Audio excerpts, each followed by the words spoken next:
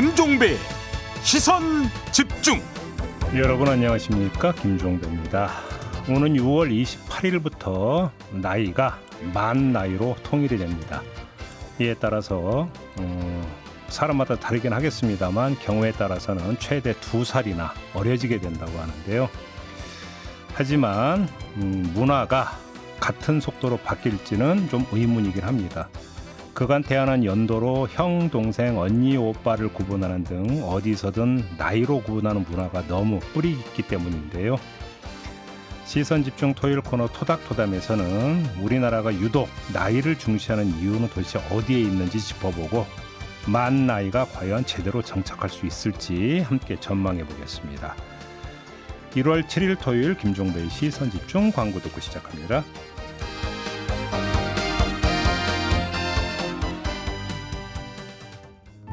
아침을 깨우는 이슈 한 편 같이 들으실래요? 등 토닥이는 토요일의 이야기 토닥토담. 네, 토닥토담 두 분과 함께합니다. 국내 유일의 종합인문교양 개관지죠. 황해문화의 전성원 편집장 모셨고요. 어서 오세요. 네, 새해 복 많이 받으세요. 새해 복 많이 받으시고요. 손희정 영화평론가 모셨습니다. 어서 오세요. 네, 안녕하세요. 새해 복 많이 받으세요. 새해 복 많이 받으시고요. 어떻게 복들은 많이 챙기셨습니까? 요즘 누가 주나요? 제가 알아서 챙겨야지. 저는 우리가 또 풀어야 될 나이죠, 저는. 그런 거예요? 예. 저희 집은 신정을 세서요. 오. 떡국 먹고 복도 챙기고 오. 네, 조카들한테 세뱃돈도 주고 그랬습니다. 그러셨구나. 우리 전성원 편집장님은 저는 뭐 구정을 세시나요? 네, 저희 구정을 세기 때문에. 네. 그렇죠. 이제 돈이 좀 나간다 이런 얘기가 되는 거죠. 얼마 주세요? 마련을 해야죠. 얼마 주세요? 연령대로 차별이 있습니다. 아, 네. 그래요? 요즘 꼬마들도 다 돈 차이 알아요. 그래도 어른들이 딱 정해져 있기 때문에 왜냐면 우리가 많이 주면 또 딴 집도 우리 집을 많이 줘야 되잖아요. 그러니까 서로 그걸 좀 그 금도를 넘지 말자. 야, 네. 이거는 공정거래위에 가야 되는 어른들의 담합행위에 해당이 되는데. 아니, 아이들 입장에서는 그렇죠. 저도 그러니까. 5만 원 딱 준비해 갔었는데요. 저희 부모님이 이제 손주들한테 5만 원을 주시더라고요. 그래서 빨리 들어가서 2만 원씩 빼고 3만 원으로. 네. 참 어렵게 사신다. 이게 나이주의 아닌가. 어른보다는 조금 적게 넣어야 한다는 어떤 근데 얘기. 그래야 되는 건가요, 근데? 모르겠어요. 근데 제 마음속에 이건 예의가 아니다 이런 생각이 들더라고요. 근데 핑계 같은데? 아니, 그것도 일리가 있는 게 지금 이제 세뱃돈은 좀 다르지만 예를 들면 이제 조의금이나 부의금이나 축의금 우리가 낼 때 저 같은 경우에 직장 생활을 하잖아요. 그거는 이제 비례의 원칙에 준하죠. 네, 그거는 이제 직급 따라서 조금씩 차등을 둬야지 내가 우리 저보다 직급 높은 분보다 많이 내면 조금 마음에 찜찜하죠. 그것도 핑계 같은데. 네, 알겠습니다. 들켰나? 자, 오늘 이야기도 관련 오디오 듣고 시작하겠습니다. 서류 같은 작성할 때 만 나이로 적어도 되는 건가? 아니면 한국 그 나이로 적어야 되나? 이게 애매할 때가 많으니까. 여러분, 몇 살이에요? 라고 물으면 우리나라 답이 3개인 거 다들 아시죠? 특히 사회생활하면서 처음에 서로 엇갈리게 나이 소개하고 나면은 나중에 애매한 상황이 생기기도 하는데요. 이런 일이 없어질 것 같습니다. 각 분야에서 제각각 쓰이던 나이의 기준이 만 나이로 통일되는 건데요. 최대 2살까지 어려질 수 있어요. 태어나자마자 1세로 보는 한국식 세는 나이가 사라지고요. 출생일을 0세로 보는 만 나이가 적용되는 건데요. 6월 말부터 시행될 예정이라고 해요.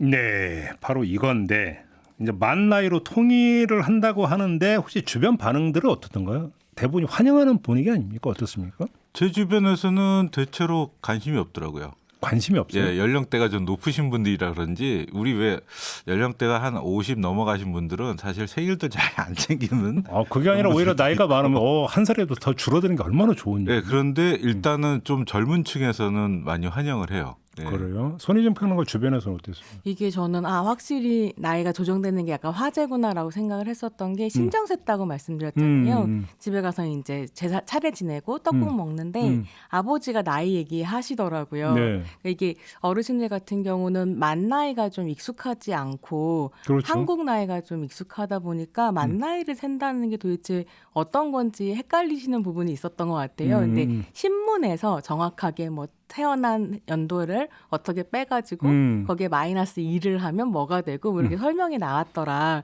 이제 정확하게 계산할 수 있다. 이런 얘기 하시는 걸로 봐서는 확실히 아직까지는 한국 문화에서는 만 나이보다는 한국식 나이, 뭐 세는 나이라고 얘기하던데요.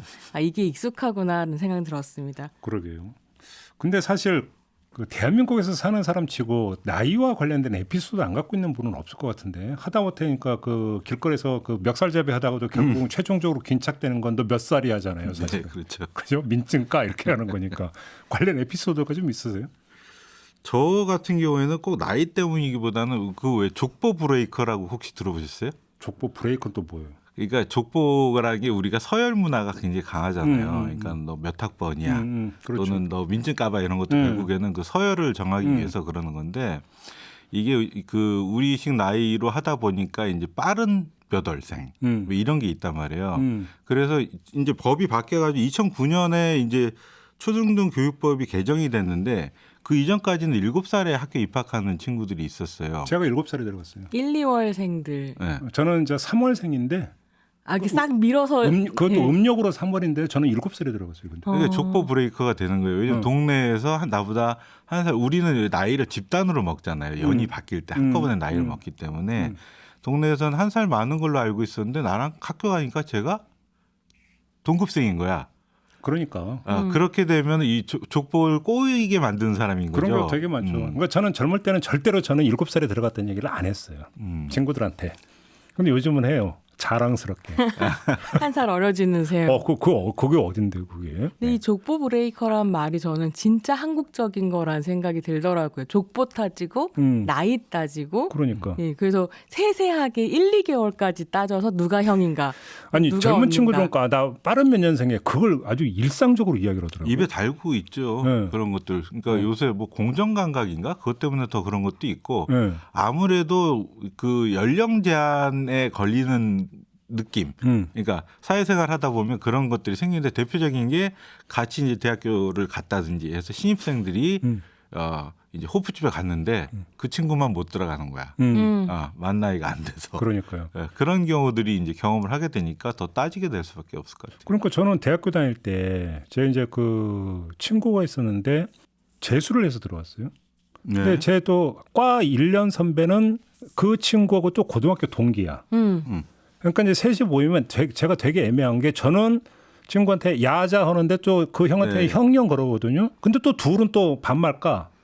그런 의미에서도 저도 족보 브레이크였어요. 그러니까. 왜냐하면 재수해서 들어갔지만 저는 뭐 떠돌이 생활하다가 3년 늦게 들어갔거든요. 들어갔더니 예비역이라고 있잖아요. 대학에 있지. 군대 갔다 온 사람들. 저는 복돌이. 그 신입생인데 예비역이 된 거예요. 자동적으로. 그러니까 예비역 형들하고 이제 그 신입생들은 눈도 못 마주치잖아요. 근데 저는 그 친구들하고 같이 이야기하고 놀고 그러는데 보면 형이니까 또 애매한 거죠. 그러니까 저는 그래 대학교 다닐 때 제가 7살에 들어갔잖아요. 그러니까 동기보다 제가 한 살이 어린데 동기 중에 이제 재수해서 들어온 그 동기는 저보다 2살이 많잖아요. 그냥 2살까지는 그냥 맘 먹었어요. 그렇죠. 근데 삼수해서 들어온 사람 몇 명인데 제 양심상 도저히 삼수까지는 삼수는 좀 그러니까 저보다 지금 뭐냐면 3살이 많은 거잖아요. 네. 양심상 이건 좀 아니다 해서 이제 형령 뭔가 부른 적이 있었거든요. 그런 아무튼 이제 그렇게 이제 많이 따지는 문화가 있는 건데 생각을 해보면 그렇게 이제 나이를 굉장히 세세하게 따지는 게 굉장히 최근 문화 아닌가라는 생각을 하기도 맞아요. 했었던 게 저희 아버지 같은 경우에는 이제 47년생이시니까요. 초등학교 그때 국민학교에 들어갈 때 사실은 뭐 3살 많은 사람이 같은 학년으로 들어가기도 하고 맞아요. 예, 그러다 보니까 그냥 뭐 걔가 나보다 3살 많잖아 이렇게 편하게 반말하시고 얘기하시고 하는 걸 보면 오히려 같은 뭐 교육을 받았거나 같은 문화적 나이를 살았던 게 또 하나로 묶였던 때도 있었던 것 같다. 그러니까 이제 과거로 돌아가면 호적에 이제 그 기재된 생년월일이 실제하고 다른 경우도 되게 많거든요. 맞아요. 저 같은 경우도 생일이 이제 16일인데 주민등록번호로 10일로 돼 있어요. 맞아요. 그래서 제가 왜 그런지를 따지고 들어갔더니 육자의 위에 삐침을 약간 짧게 하니까 그 면사무소 직원이 이걸 십자로 잘못 알고 10으로 등록을 했다고 하더라고요. 그러니까 제가 그래서 강제로 지금 11이 되어 있는 그런 경우거든요. 저도 개인적으로 초등학교, 그러니까 그 당시 국민학교인데 입학할 때 그게 호적이 잘못돼서 가정법원 가서 그 정정까지 했던 기억이 나요. 그리고 또 한 가지는 이제 역사적으로 재미난 에피소드, 이 나이와 관련해서 있었던 것 중에 기억나는 게 임꺽정 쓰신 벽초 홍명희 선생이 아들이 이제 16살 어렸어. 그러니까 예전에 결혼을 일찍 했으니까 그렇죠. 아버지랑 자식 차이, 나이 차이가 많지 않은데 이 두 분이 거의 친구처럼 지냈다고 그러더라고요. 부자지간인데도. 그리고 실제로 이제 당시에 어떤 구한말의 어떤 뭐 민중 계몽 운동이라든지 이런 거 할 때는 동지적 관계이기도 했어요.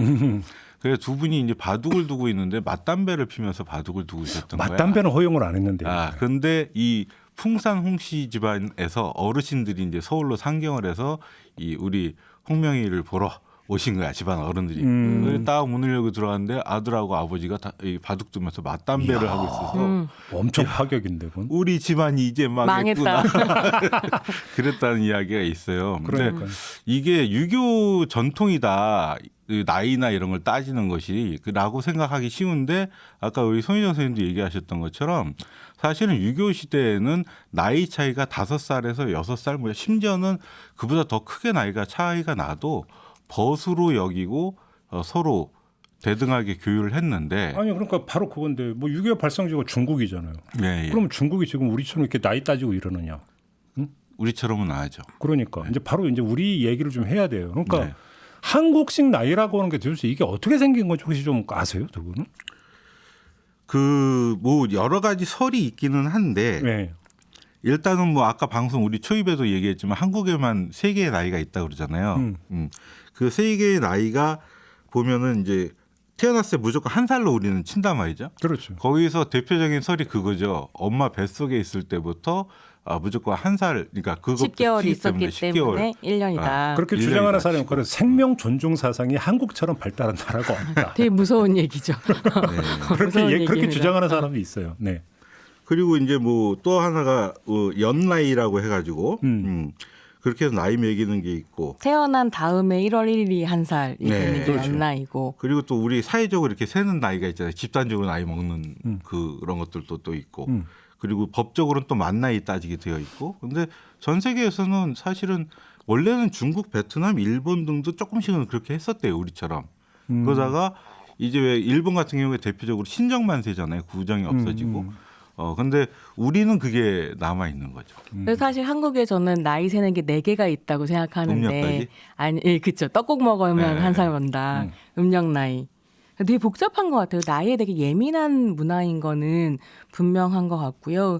그래서 왜 이렇게 그러면 뭐 중국에서 유래했다고 하지만 태어나자마자 1살인 게 이게 한국 지금 중국도 안 하고 일본도 안 하고 심지어 북한도 만 나이로 했었는데 왜 여전히 한국이 그럼 이렇게 계속 1살을 주장하는가 고집하는가라고 하면 뭐 전성원 편집님 얘기하신 것처럼 유교 문화권의 영향이라기보다는 한국 사회에 자리 잡고 있는 서열 문화 때문이다. 아, 서열 문화 때문이라고 예, 보세요? 많이 이제 평가를 하고 그래서 그래서 이거는 뭐 신뢰할 만한 건지는 모르겠는데 어떤 식의 이야기들이 있냐면 몇 월 며칠생 많이 그런 거잖아요. 몇 월 며칠생이면 그날부터 나이를 먹는다라고 세세하게 따지면 너 몇 살이야를 따지는 게 쉽지 않다는 거예요.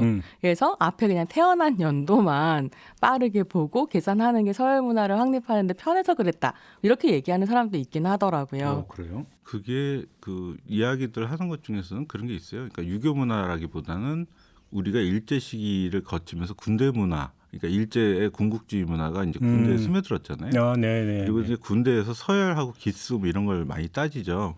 그런 것들이 사회에 그대로 이어지면서 징병제 영향도 좀 있긴 있을 수도 네. 있겠네요. 그러니까 좀 심하게 얘기하면 우리 사회를 연령 계급제 사회라고 이야기하는 사람들도 있어요. 학자들 중에.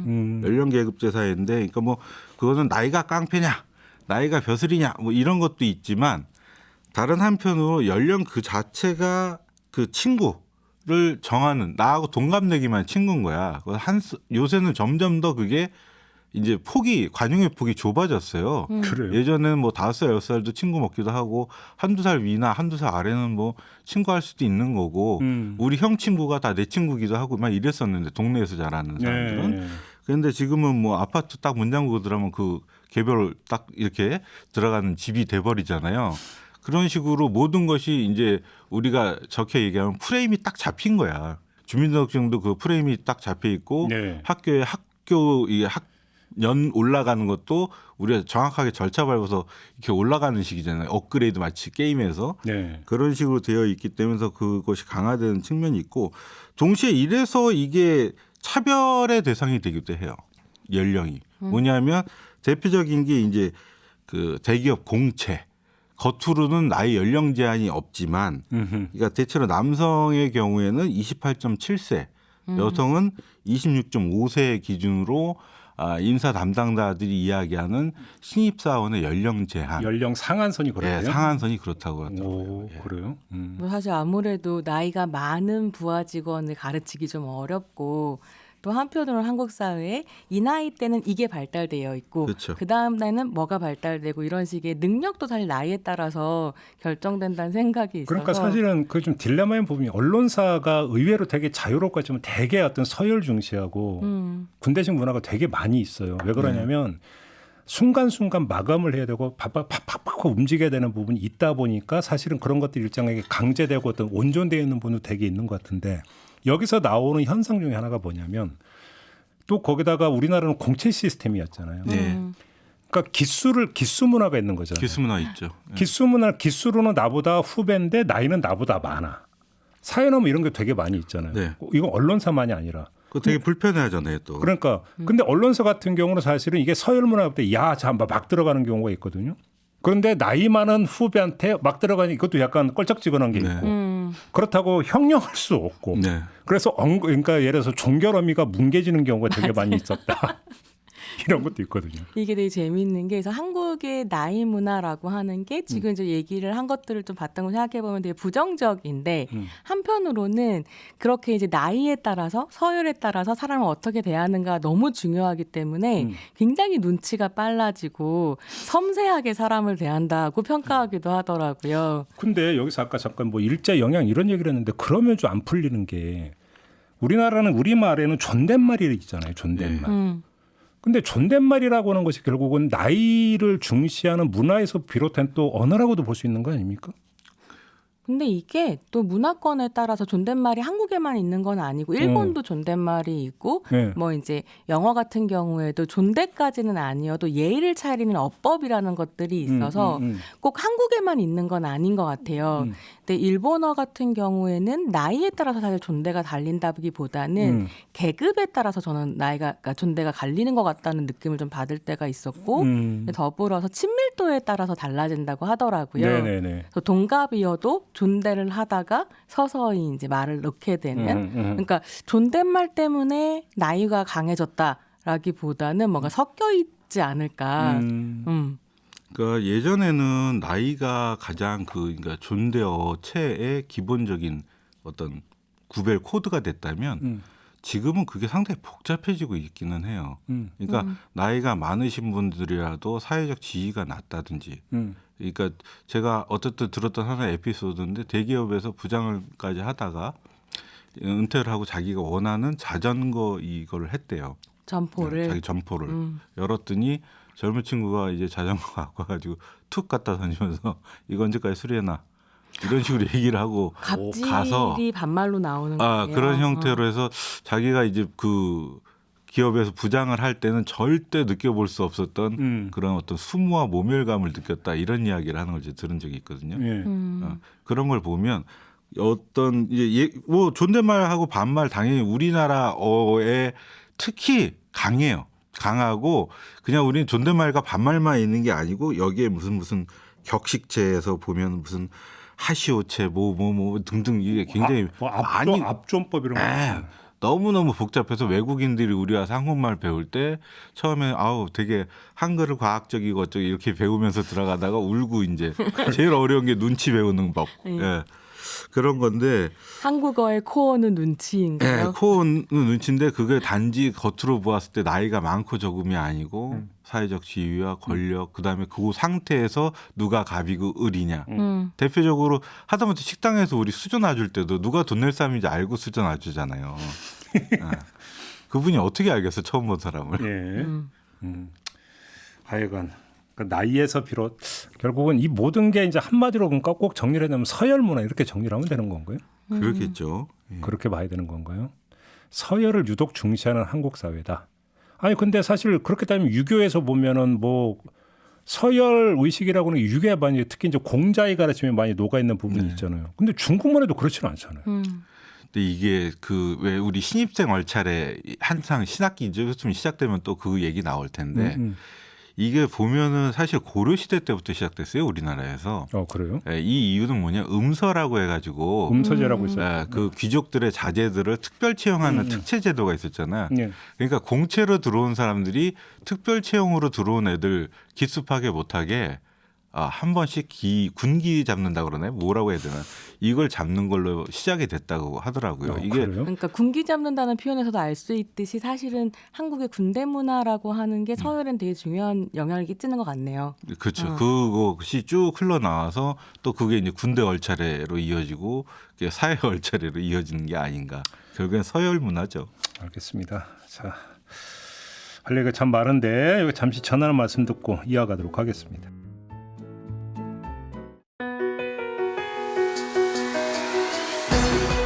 함께 가야 할 길을 묻습니다. 김종배의 시선 집중.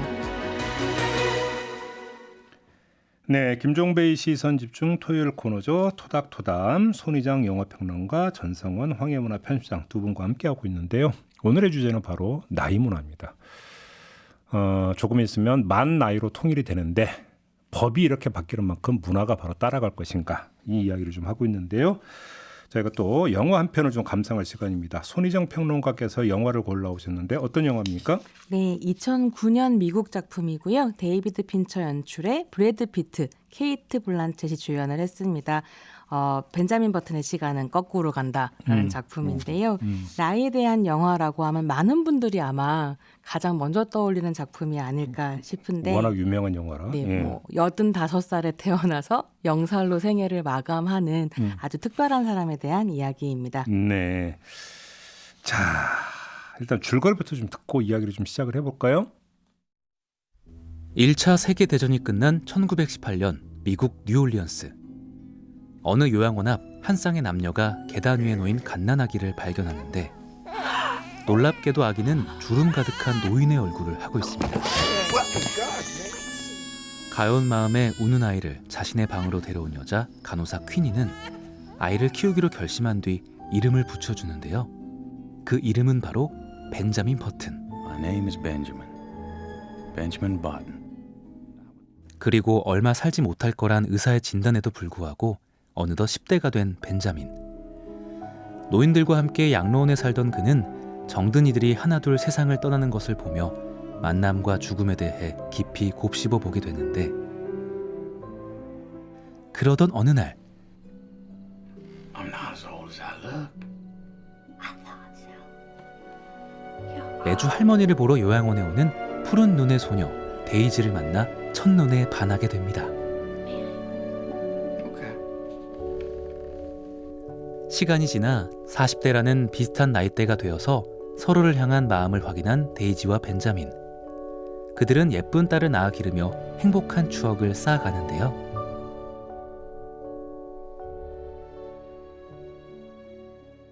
하지만 시간은 흐르고 나이가 들어가는 데이지와 달리 점점 더 어린 소년과 아기의 모습으로 변해가는 벤자민. 그는 사랑하던 데이지도 못 알아볼 정도로 점점 기억을 잃어가는데 I'm Daisy. Can you say Daisy? 노인으로 태어나 갓난아이로 생을 마무리하는 한 남자와 시간을 거꾸로 살아간 그의 생에서 마주친 인연과 이별에 대한 이야기를 다룬 오늘의 영화 벤자민 버튼의 시간은 거꾸로 간다였습니다. 네. 두 분은 어떤 장면이 가장 인상적이었나요? 전성원 편집장님은? 인상적인 장면이 굉장히 많았고 사실 전체 스토리를 봐야 되는 영화이기는 한데 그래도 저는 그 영화 초반에 보면 눈먼 시계공 케토의 이야기가 아무래도 제일 이게 이제 발단이기도 하고 이게 1차 세계대전 배경으로 해서 처음에 이제 시작하는 부분이 그렇기는 한데 원래 원작 소설에서는 이제 그 남북 전쟁 상황이었다고는 해요. 그래서 이 아들을 사랑하는 아들을 잃고 나서 사랑하는 자식을 잃고 나서 이 거꾸로 가는 시계를 만들었고 그 시계가 작동하는 순간 벤자민 버튼이 이제 태어나는 거잖아요. 네. 그리고 그 사람이 왜 시계가 이렇게 작동되는가에 대해서 자기가 이런 말 하죠. 전쟁터에서 죽은 아이들이 살아 돌아오기를 바라는 마음에서 일부러 그렇게 만들었다. 그리고 나서 이제 그 벤자민 버튼이 태어나면서 이 케톤은 사라지는데 이게 하나의 꼭 윤회 전쟁하는 그런 이야기처럼 느껴져서 아 이게 전체 이야기를 이게 쭉 연결해 주는 장면이 아닌가 그런 생각이 들더라고요. 손희정 평론가께서는 저는 이제 이번에 방송에 대해서 생각하면서 나이를 쭉 생각하다 보니까 이 우리가 나이를 대하는 방식에서 정말 이상한 부분이 서열 문화 안에서 나이 많은 사람을 굉장히 높이 하고, 근데 그건 되게 전 중요한 일이라고 생각하긴 하거든요. 네. 근데 그 안에서 이제 나이 차별도 등장하고, 그래서 나이 먹는 걸 되게 권력으로 삼고 있는 반면에 한편으로는 지금 다 만 나이 된다고 2살 어려진다고 좋아하잖아요. 또 젊음을 막 이렇게 추앙하는 문화 공존한다는 맞아. 게 동의. 되게 이상하다라는 생각을 했고, 그러면서 이 영화를 떠올렸거든요. 네. 이게 이제 거꾸로 나이를 먹는 사람이다 보니까 젊어야 됐을 때는, 그러니까 정신적으로 아직 성숙하지 않았을 때는 노인의 신체를 하고 있고, 많은 지혜를 가지게 되었을 때는 그 지혜를 사회적 편견 안에서 실천할 수 없는 어린아이의 몸이 되는 이런 모순을 좀 함께 얘기해 볼 수 있지 않을까라는 생각이 들었고요. 제가 정말로 좋아하는 장면은 이제 벤자민 버튼이 아기일 때 노인의 얼굴을 하고 있을 때 노인 요양원에서 자라잖아요. 네. 그래서 노인들 사이에 이 사람이 있기 때문에 배척당하지 않고 포용받고, 그렇죠. 이 사람이 이상한 부분을 노인들은 이해해 주는 거죠. 인생이 다 그런 건데 다 뭐 정상이라고 하는 건 이렇게 정해진 게 아닌데라고 하는 걸 이해해 주는 사람 안에 있다. 그래서 그 지혜 안에서 자랐다라고 하는 게 중요한 지적이죠. 벤자민의 삶의 축복 아니었을까 이런 생각을 좀 했습니다. 살아보니까 인생 별거 없더라. 굳이 뭐 나누고 뭐하고 차이 두고 차등둘 이유 없더라. 뭐 이런 걸로도 연결이 될 수 있는 거죠. 사실은. 벤자민의 아버지는 자기 그러니까 엄마를 죽게 하고 태어난 아이잖아요. 그러니까 그리고 이제 늙은 모습으로 태어났고 해서 얘를 악마라고 해서 버리고 그 퀸이는 이 아이를 기적이라고 생각해서 이렇게 걷어들이는 그 부분들도 역시 저는 좋았던 것 같아요. 이 영화에서. 근데 결국은 시각차. 가장 핵심적인 줄기는 데이지와의 관계지 않습니까? 그리고 데이지는 스스럼 없이 대하잖아요. 근데 저는 이걸 보면서 저는 아주 엉뚱한 생각을 했는데 이 영화가 꼭 비현실적인 게 아니라 어쩌면 되게 현실적일 수도 있다는 생각을 저는 했었거든요. 그러면서 뭘 생각을 했냐면 할아버지 할머니와 손주와의 관계를 생각을 했어요. 네. 그러니까 그 할아버지 할머니와 손주와의 관계를 잘 보면 어찌 본다면 차등이었고 서열이었고 말 그대로 모든 가슴을 열어놓고 만나면서 존대도 없고. 그렇죠. 어찌 본다면 그러니까 우리 사회에서도 뭔가 나타나는 하나의 사람 관계의 어떤 그 단면이 그대로 이 영화에도 들어가 있지 않는가 저는 그 생각을 했었거든요. 제 소원이 나중에 나이 들어서 좀 이렇게 편안한 할머니 같은 노인네가 되고 싶다. 또 할머니 같으니야 또 어떻게? 왜냐면 이게 할아버지가 주는 느낌하고 할머니가 주는 느낌이 조금 이게 우리 사회에서 좀 다른 측면이 좀 있어서 그러니까 네. 저는 할아버지는 저 기억 속에 굉장히 엄하고 가까이 하기 조금 어려운 분이셨고 저는 이제 어려서 할머니가 키워주셨기 때문에 그래서 그런지 몰라도 그 지금 말씀하신 것처럼 할머니가 친구이기도 어른이지만 나이 많은 어른이지만 친구이기도 하고 또 저에게 뭐 야단을 많이 친다기보다는 항상 옆에서 그러니까 일종의 벗이랄까요 그런 조언을 해주시는 분 지혜로운 어른이자 동시에 굉장히 스스럼 없는 분이었거든요. 네. 그래서 제가 나이 먹어서 비록 성적으로는 이제 남성의 성을 갖고 있지만 주변의 젊은 친구들 또는 저보다 어린 친구들에게 그런 이미지, 편안한 그런 사람을 갔으면 좋겠다. 포근한 어른. 라고 생각하지만 그렇게 되기는 좀 어렵지 않을까. 근데 바로 그런 점에서 그 할아버지 할머니와 손주와의 관계가 어느 순간에 끊어지죠. 근데 끊어지는데 그 끊음의 주체가 할아버지 할머니가 아니라 보통 손주들이 끊지 않습니까? 아, 네. 그렇지 않습니까? 그렇죠. 그러니까 결국은 거기서 또래와 어울리고 새로운 문화에 어떤 그 익숙해지고 하면서 할아버지 할머니를 오히려 일방적으로 규정해버리면서 관계를 끊어버리는 부분들이 있단 말이에요. 네. 사실은 근데 이 이야기를 조금만 확장을 하면 이게 약간 오해의 소지가 있을지 모르지만 대한민국 사회 언제부턴가 꼰대라고 하는 어떤 그 표현이 되게 많이 등장하고 경멸의 대상으로 생각을 하는데 역 측면은 없는 거냐도 사실은 따져봐야 되는 부분이 있는 게 아니냐. 다시 말해서 젊은 세대가 너무 그러니까 그 이전 선배 세대 기성 세대를 너무 꼰대로 일방화해서 대상화해버리고 담을 치는 문화 역의 어떤 측면은 없는 것이냐. 사실 이것도 좀 따져봐야 되는 부분이 저는 있다고 생각하거든요.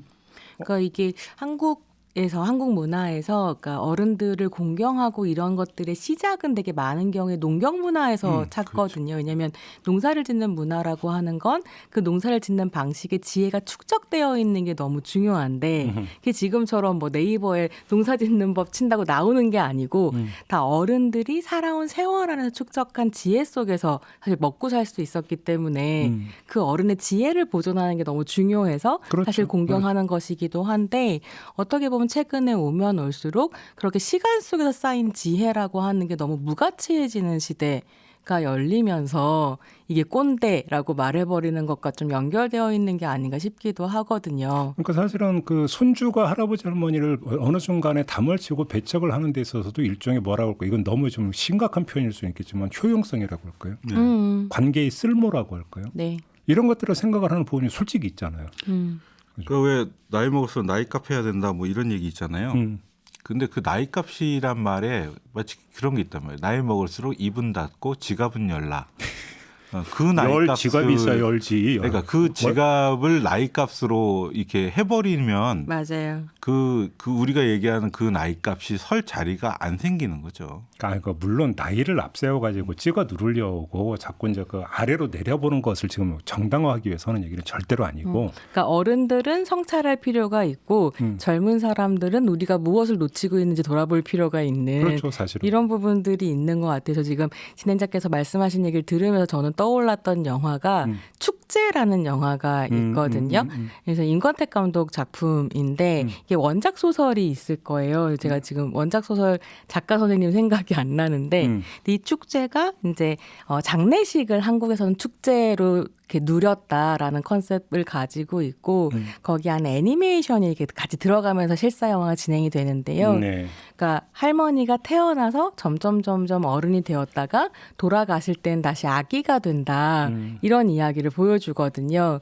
그러니까 어른들이 살아 생전에 우리에게 베풀었던 거 안에서 우리가 성장했으니까 이후에 이제 나이가 드시면 또 우리가 아이처럼 보살펴 드려야 된다. 이런 얘기를 하고 있었던 작품인데 네, 이청준의 축제. 근데 저는 그게 굉장히 어렸을 때 보면서도 그 얘기가 되게 인상적이었거든요. 그리고 사실 이 벤자민 버튼의 시간 거꾸로 간다 해서도 한쪽은 나이를 먹어가고 있고 한쪽은 뭐랄까 거꾸로 젊어지고 있는데 이게 사회적으로 보았을 때도 마찬가지예요. 늙음과 젊음이 지금 어찌 보면 굉장히 우리 사회적으로 양대 취약계층 중에 하나거든요.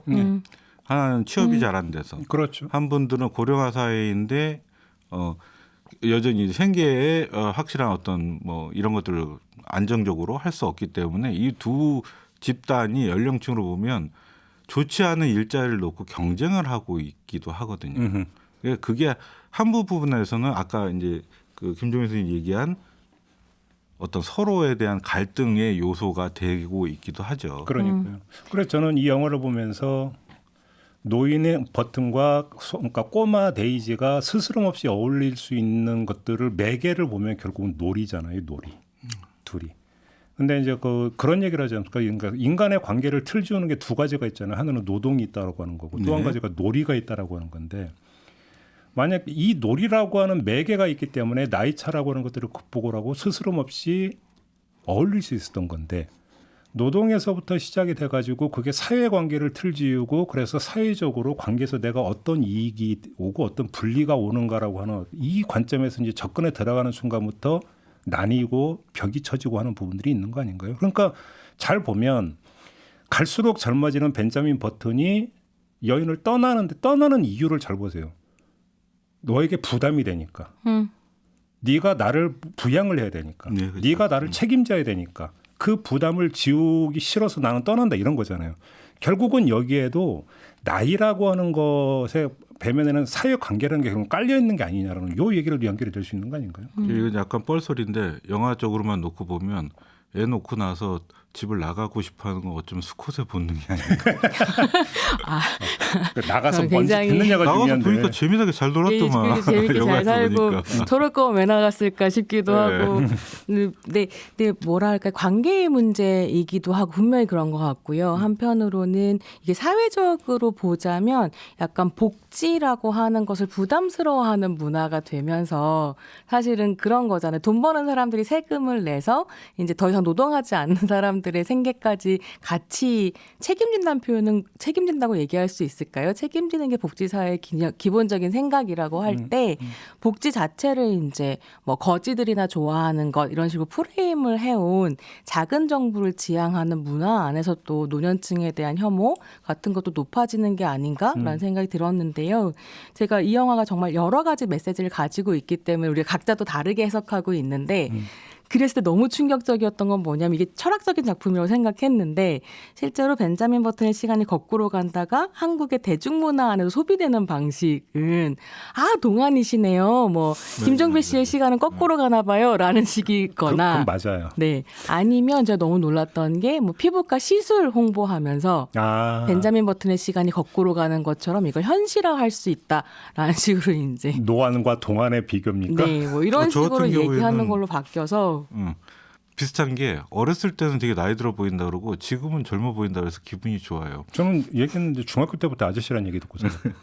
근데 되게 보면 그 연예인들 짤 같이 그 유명한 어떤 영화 배우는 나이를 먹지 않는다고 이런 식으로 이거 많이 소모하더라고요. 진짜로. 그래요? 타이틀을 그렇게 바꾼 거예요? 네. 그건 아니지. 아무튼 알겠습니다. 아무튼 여러 가지로 좀 그 감상 포인트가 있는 게 바로 이 영화가 아닌가. 저는 그런 생각 때문에 사실은 좀 치매도 떠올린 바가 있었고 그런 점에서 네. 여러 가지로 이제 그 감상 포인트가 있는 영화다라는 좀 생각이 들고 나이 문화로 좀 다시 그러니까 연결지어서 이야기를 좀 했으면 좋겠는 게 우리가 이제 하다 보면 나이와 관련해서 먹었다라는 표현을 계속 쓰거든요. 한 살 더 먹었다. 나이 먹다. 먹었다라는 그 이런 표현이 왜 나왔을까요? 이게 나이와 관련해서? 되게 어려운 문제라는 생각을 했는데요. 네. 사실은 이제 내가 먹은 것이 나를 이루잖아요. 네. 음식을 생각했을 때 나이도 약간 비슷하게 상상했었던 거 아닐까. 내가 내 안에 채워가는 세월이 나를 만든다. 라는 의미에서 나이를 먹으면 네가 네 삶에 좀 책임을 져야 되지 않니? 이런 의미를 가지고 있었을 것 같다라는 생각을 했고 그러다 보니까 뭐 40 이후의 얼굴은 네가 책임지는 거다. 저 그 말 너무 무서운 말이라고 생각하거든요. 네. 그 생각이 좀 들었습니다.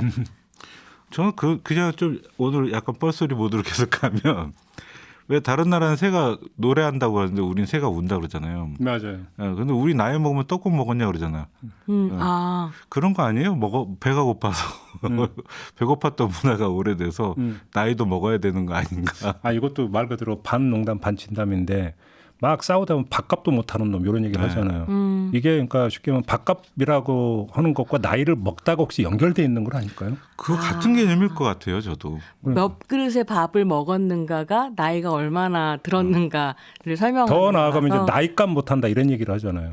결국은 다 연결돼 있는 거 아닌가요? 그러니까 나이를 먹으면 최소한 이 정도로까지 너희 사고 능력이나 처신에 있어서 이것이 이제 발달이 돼야 되고 거기에 맞게 비례해서 행동이 되는데 그게 되질 않으니까 너는 능력이나 태도는 여러 가지 점에서 나이값도 못하고 능력이 밥값도 못한다. 혹시 이렇게 연결이 되는 거 아닌가요? 근데 한편으로는 그게 숨이 막히기도 해요. 왜냐하면 마치 우리 인생에 무슨 레일이 있고 이 단계 다음에는 이걸 해야 되고 아마 이제 이번에 그 연휴 때 모이시거나 앞으로 다가오는 설 연휴 때 모이시면 가족들 단계에서 꼭 듣는 얘기가 있잖아요.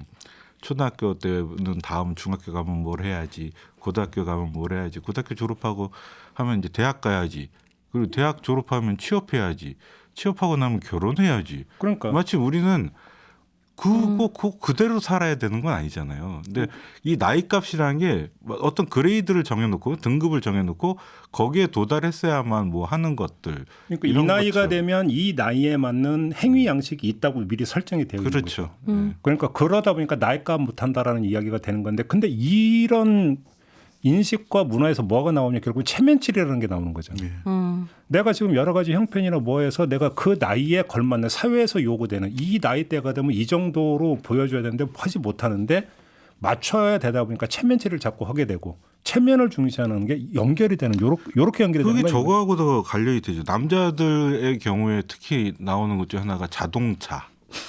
이 정도 나이 먹었으면 이 정도 CC 되는 차는 타줘야지.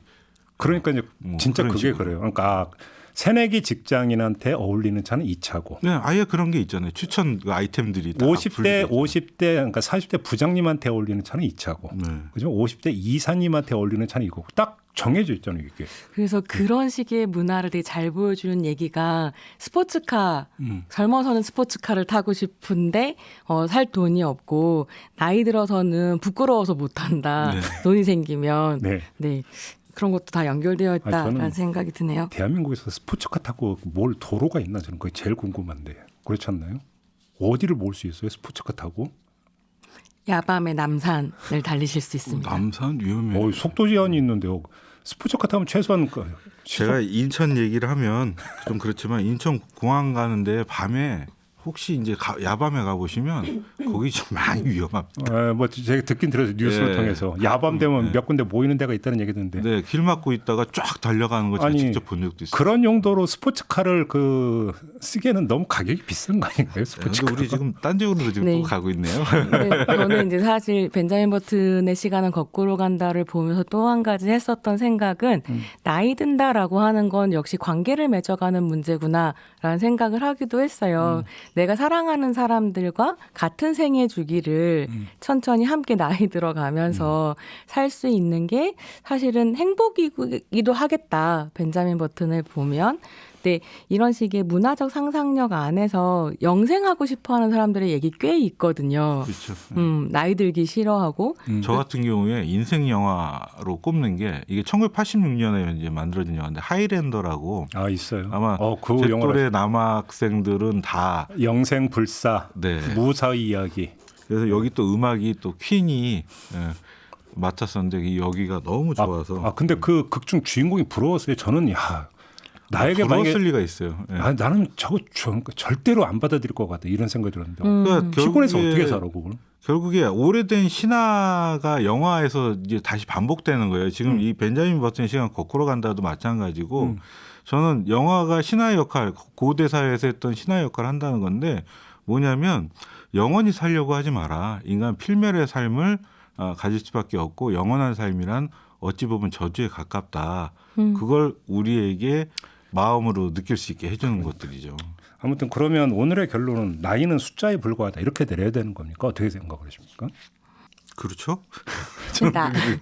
이게 정말 어려운데요. 나이는 숫자에 불과한 건 맞는데 저는 내가 살아온 삶의 축적된 시간에 따라서 철이 들어가야 된다는 생각을 가지고 있거든요. 그래서 제가 정말로 싫어하는 표현 중에 하나가 영포티 이런 말들인데 영포티는 뭐예요? 이게 40대인데 영 하고 싶어하는 사람들이 젊은 척하는. 네, 영포티. 네, 만든 말이라고 저는 생각하는데요. 그 뭐가 문제인데? 그러니까 이게 영포티라고 하면서 젊게 산다라는 것의 기준을 내가 훨씬 더 유연하게 사람들과 어울리면서 마음을 열고 산다면 좋겠는데 나는 젊으니까 철없이 굴어도 괜찮다로 가는 건 좀 부끄럽다는 생각이 이제 제가 40대 후반이 되니까 들더라고요. 근데 우리 사회는 아까 이제 양쪽을 그러니까 아까 전성원 편장님 말씀하셨는데 양쪽이 다 있잖아요. 그러니까 그 기성세대가 젊은 세대를 보면서 버르장머리 없다라는 말과 젊은 세대가 그 노인을 보면서 주책 맞다라고 하는 말. 아니 주책 맞다라고 하는 말이 성립이 되는 말인가요, 사실은? 그러면 그 얘기에도 뭐가 있냐면 그 나이에는 그 나이에 맞는 걸맞는 행위를 하라. 이게 깔려 있는 거잖아요. 그리고 그런 생각을 하는데 나이에 맞지 않는 생각을 하고 나이에 맞지 않는 행동을 하니까 당신은 주책 맞다. 이것도 결국은 규정이잖아요. 따지고 보면. 그 나이값으로 이제 다시 돌아가는 건데 사실 이 영화의 맨 마지막 장면에 어떤 일정한 답이 있다고 저는 생각이 들었어요. 그 벤자민 버튼이 그 딸 캐롤라인에게 그런 얘기를 해주잖아요. 살아가면서 너무 늦거나 너무 이른 건 없다. 그러니까 내가 나답게 살기 위해서 노력을 하는 것에는 때와 어떤 시가 필요하지 않고 그 즉시 자기가 해보면 되는 거죠. 네. 그렇죠. 나답게가 사실은 정답일 수가 있죠. 나이에 맞게가 아니라. 그렇죠. 제가 또 이 영화에서 좋아했었던 장면이 틸다 스윈튼이 나오는 장면들이거든요. 그래서 벤자민이랑 연애하는 엘리자베스의 모습도 너무 좋았지만 영화 마지막 부분에 가면 60이 넘은 엘리자베스가 20대 때 실패했었던 무슨 이제 맞아요. 바다 건너는 걸 수영으로 도버협을 수영으로 해낸단 말이에요. 그러니까 그런 의미에서 나이는 숫자에 불과하다라고 말할 수 있을 것 같고요. 하지만 벤자민 버튼이 너무 사랑함에도 불구하고 가족을 불행하게 할 것이라고 생각했기 때문에 가족을 떠나는 그런 책임감은 또 나이와 함께 더 짊어져야 하는 게 아닌가. 네. 그러니까 나이에 어떤 그 압력이 너무 굴하지 말고 나답게 살아라. 참 말은 쉽게 하는데 이게 사실 살다 보면 쉬운 일이 아니거든요. 왜냐하면 또 주변에 관계가 있다 보니까 그렇지 않습니까? 참 어려운 문제인데 아무튼 그럼에도 불구하고 나이는 통일된다. 요 점을 확인을 하면서 마무리를 좀 해야 될 것 같은데 두 분 혹시 못다한 말씀 있을까요? 일단 새해에 작심삼일이란 말이 있잖아요. 네. 근데 이미 이제 7일 지났는데 네, 다시 시작하실 수 있습니다. 지금부터 새로운 결심으로 네. 네, 그렇게 올해 새해 잘 보냈으면 좋겠습니다. 손희정 평론가께서는 네, 2살 저는 젊어졌는데요. 마음을 젊게 먹고 새로운 도전을 하면서 네. 또 함께 1년 잘 갔으면 좋겠습니다. 네. 제가 이제 그 운동을 하기 때문에 헬스클럽을 다니는데 이때가 제일 분배요. 근데 맞아요. 1월 지나가면 다시 비어요. 저는 결심을 안 해 그래서. 저는 근데 작심삼일 좋은 것 같아요. 계속 결심을 갱신하면서. 그렇죠. 네. 알겠습니다. 자, 두 분 다시 한번 새해 복 많이 받으시라는 말씀을 드리면서 오늘 이야기 이렇게 마무리하겠습니다. 두 분 수고하셨습니다. 고맙습니다. 감사합니다. 네, 김종배의 시선 집중 토요일 코너죠. 토닥토닥 오늘 준비한 이야기는 여기까지입니다. 저 물러가고요. 다음 주 월요일 아침에 다시 인사드리겠습니다. 고맙습니다.